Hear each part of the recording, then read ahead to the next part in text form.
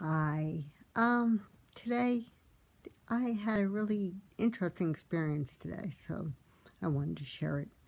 A friend of mine was having a heart problem today. He was talking about his girlfriend, and basically, he didn't really feel the same way he did before about her, and he didn't know because she gives him a guilt trip. He wanted to express how he felt and basically tell her that, you know, he can't take the situation because basically she wants to pull him into being like her. He does a lot for her, but she does nothing for herself that he can see that. And he's the type of person, he's very outgoing, very happy, and it's really dragging him down. So I told him, I said, because this is how I really look at everything, social media, all this kind of stuff. Everybody owns their own emotions.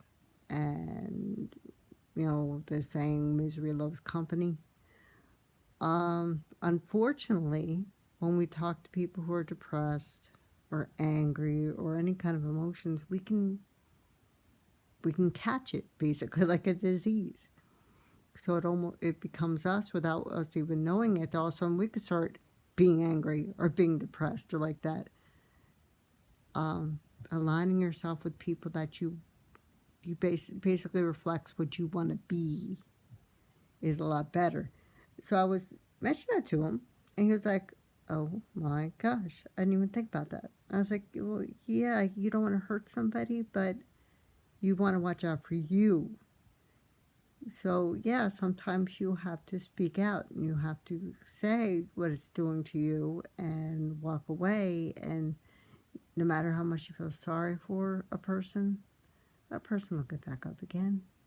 It's you that is you're a work in progress.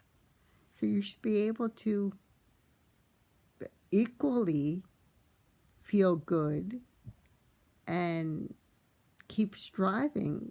And if other people are dragging you down, you have to get away from them. You have to just get up and start again and say goodbye. And even if it's temporarily closing the door and taking a breather and relaxing, fine. But it just seems like the way social media is and how many people are so negative, it catches. And you want to say something back, you want to get them back. But what's that going to resolve? Yeah, you get your anger out, but then you're stuck with anger. You're stuck with this thing. And that's not you, is it? But that's the big question. What is me? What am I? And who around me are going to bring out the best in me? I know it sounds selfish, and I'm not trying to say people should be selfish and never, ever, ever think of other people. What I'm saying is there's balance, and we can't deplete ourselves for other people. I used to do this all the time. I wouldn't look at me, I wasn't worth anything. Everybody else. Got to cater to everybody else. I lost me along the way. I never really even knew me because I was always pleasing everybody else and giving to other people because I really didn't feel like I was worth much. But I learned that I am like everybody else is worth. I'm worth something too. I mean, it took two brain injuries, a divorce, a couple operations, just being depleted so much, and then finding out I have autoimmune. But a work in progress. And yeah, I can say I can look in the mirror and not be negative. I can look at myself and say, okay, you're striving. You're getting there. Slow, but it's getting there. And sometimes, you stagnate a little bit because you're waiting and waiting for that, next plank, but that's okay. Take the time out to enjoy the moments, enjoy the journey, one step at a time, not 0 to 50. You'd be surprised what you learn about yourself, learn about other people, learn about your tolerance, learn about what you need to continue on your journey. And it's fantastic to actually understand that and to learn that and know what your tolerance is, because that's hard. I mean, brain injury, everything's out the window. You know, there's so much stuff jumbled, and once it starts working itself out, it's still jumbly. You still have to know what you can do and what you can't do based on your injuries.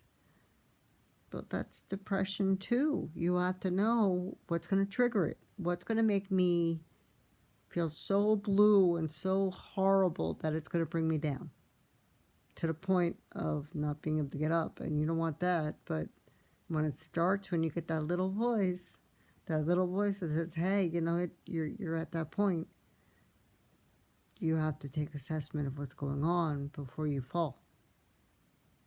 Other people may not even see what they're doing to you, but you always can feel what it's doing to you.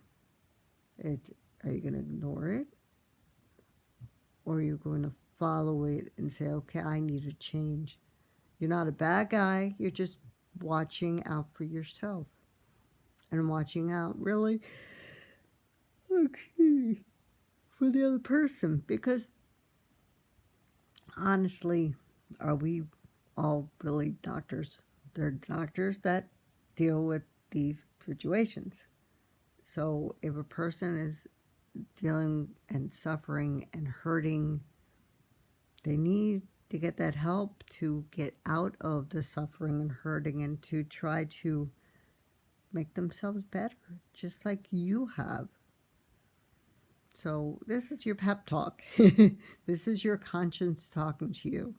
If you have that inkling that something's not quite right, explore it.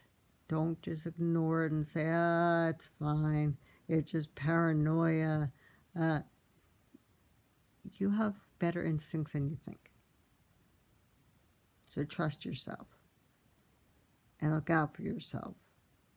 And, you know, I'm not saying you have to be selfish. You have to make yourself number one all the time. What I'm saying is we all have our breaking points. We all know when it's happening. It's a matter of recognizing it and stopping it before you fall. That's all. So, thank you. Have a good night.